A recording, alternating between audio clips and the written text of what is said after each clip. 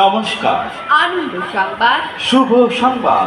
মল্লিকপুর বালক সংঘের পরিচালনায় রাসমেলা চলছে। ছোট বড় সকলের দেখার মতো এই রাসমেলার ভাবনা নরক যন্ত্রণা ও কৃষ্ণ লীলা। মল্লিকপুর বালক সংঘের মাঠে রাসমেলার মণ্ডপে দেখতে পাচ্ছেন একদিকে স্বর্গলোক, অন্যদিকে নরলোক, অর্থাৎ নরকের যন্ত্রণা। যেমন কর্ম তেমন ফল। এই কলিকালে যে যেমন কর্ম করবে তেমন ফল পাবে।